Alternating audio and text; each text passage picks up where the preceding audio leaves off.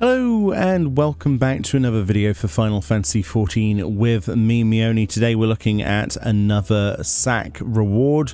Hunts, of course, being the thing that I'm talking about, not just sack. The sacks of nuts then, the rewards vendor, is actually down here in Sharlayan, as you previously know from the other video, and you've probably already got these yourself. But one of the rewards I didn't look at last time when we looked at the wings was a minion. That's the other thing that you can get. So as you can see here, the Nagxian cat, which is 800. I've been busy doing my weekly elite clan hunts, both in Shadowbringers zones and of course in the new zones for Endwalker. I've just gone and done those, so I can afford those nuts to be spent now. I've got one left.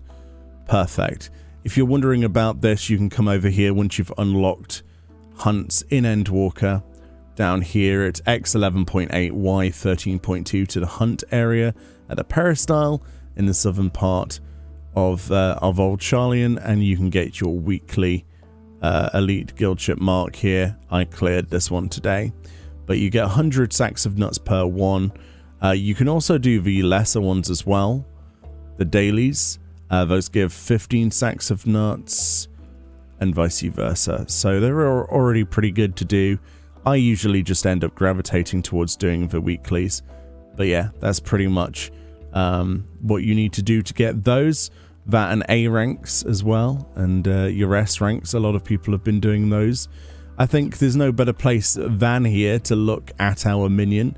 Since we're already kind of spoiling this zone by being here, might as well use Old Sharlayan. I think most people know that Old Sharlayan is in this game, but of course the thumbnail will be nondescript, and I'll make sure that the title has zone spoilers written on it as well. So then, this is our Nagxian cat, one of the many new minions that I'll be looking at in videos.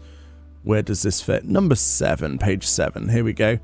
Summon your Nagxian cat minion, the very soul of grace and nobility, and can see souls to boot. Interesting. It says, in former times in Nagxia, the breeding of this graceful and noble cat was permitted only to royalty and high priests, yet it was not only for these traits that it was coveted. Legend holds that its blue eyes can discern the ether of all things, including departed souls. The hidden text then, when you highlight over the patch, says, I've never beheld such grace, such elegance, such unfathomable beauty.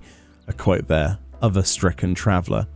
This then is what this minion looks like. Let's plop this guy out. Boop. There we go. Oh wow, he's really, really pretty, or she. Very, very nice. Let's go into the old G-Poserino for this one. See if I can pause my own character for a second. In fact, the best thing would be to remove my own character from existence. Let's put a bit of light on him. It's a little bit early here in the morning, so there we go. Nice little bit of a spotlight. What a beautiful minion this is. Absolutely beautiful. Obviously like a Persian style cat. Obviously that flavor text referencing real life where royalty, you know, it definitely breeds royalty. Definitely only available to royal families in real life up until a certain point in history. A definite pedigree. A lot of people have these sort of like Persian cats in real life. I've always wanted a fancy cat, but I lean more towards having something like a Maine Coon or something like that. Like a massive cat, a big fluffy boy. But I'm still not in a position where I can, you know, safely have a big fluffy boy in my house, so I'll wait a few years before I do that. Also, I just don't have the time to look after a pet at the moment. It's hard enough at the minute with my dog. But yes, what a beautiful looking minion. I saw a really touching story the other day on Reddit about a player who'd lost his in real life Persian cat, and when they saw that this was available in the game, they had to make it their insta buy. Very beautiful. I think they should add more breeds of dogs and cats to the game. Definitely dogs. We don't have very many. This is absolutely beautiful though, isn't it? Really beautifully designed. No pixelation. One of our newer models, and it's a big one. It's really quite large compared to my character. I've got the Mammutier Pet Collection title on here, so we should be able to trigger a lot of the emotes. So let's get it to feed from our hand with a handover emote, which is just awesome. Then, does the pet do anything? Of course it does.